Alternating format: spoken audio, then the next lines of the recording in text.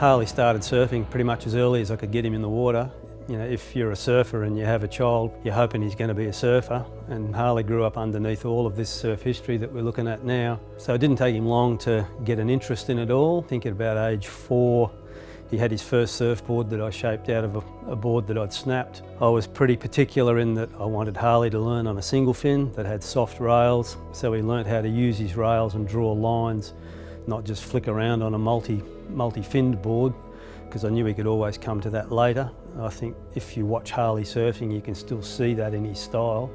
Yeah, Dad was my total influence growing up for getting into surfing. And growing up, he started collecting all these before I can even really remember.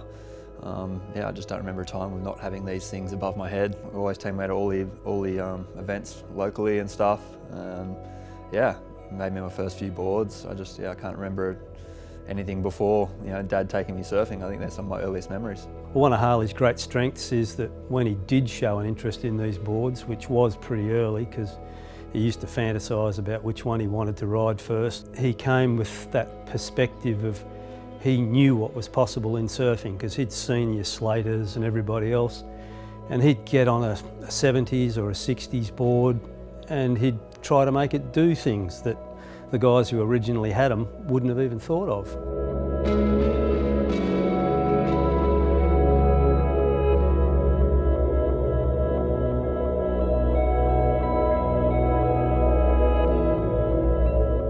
I started collecting because in the early 80s I realised that surfing history was being lost. Boards were being destroyed or modified or whatever, so that was the impetus behind it. I then set out to sort of have the family tree of the design of the surfboard. So we've got boards from Californian redwoods right the way through to modern thrusters. That goes through your twin fins, single fins, all sorts of different things. Some of them were made by pretty notable shapers, so I've grabbed them because of the shaper. People like Gordon Merchant, Dick Brewer, Cole Smith, Richie West, Nat Young. And then when that twin fin mal crossed our paths a few years back, you just realised that design was going directions that the general public weren't even aware of. Even with how crazy the design is, it's not pushed too far that I didn't think that even looking at it, I thought, yes, this thing will work. The concave stops before the end, so there was always going to be that point where you could break it out of the turn. The shaper who did that twin fin mal was a man by the name of Trevor Pollard. He was one of the original 2 shapers at a factory called Norm Casey's, which was on the south side of Sydney. He then moved to New Zealand and set up a surf factory there, and then eventually came to Sawtell and set up Cape Surfboards, where that board was shaped. It was designed by another man by the name of Roy Holloway, who was a shaper who predated Trevor by quite some time. But they put their heads together and they came up with this amazing design that was just light years ahead of anything else. And when Harley and I saw it, we thought, this thing's either going to be genius or it's going to be horrendous, but it was well worth having. And when we put it in the water, it's genius.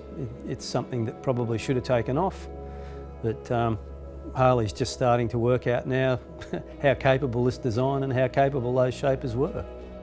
I've had no luck tracking down Trevor Pollard, the original shaper of this board, but my shaper Bill Tolhurst was born and raised here in Coffs Harbour, and I believe he knows a bit about this board's history. He's a wealth of knowledge, having shaped for over 50 years, so we're going to go have a chat with him. Looks to me like it's a copy of Bob Simmons-inspired. Yeah. 2 fins and big concave, Totally. a big double roll, that's Bob Simmons through and through. Yeah. This is virtually a normal board with the middle hollowed out, because that would have been a full roll. It really rocketed this spine. The rail line runs pretty straight from there to where it bends up at the front. Compared to a lot of the other boards from that era, it definitely has some things about it that feel really good. Yeah, it would be nice and fast, I reckon. Yeah, it is. Paddle's amazing. It probably nose ride pretty good. It does. It really does. The nose ride's Yeah. great.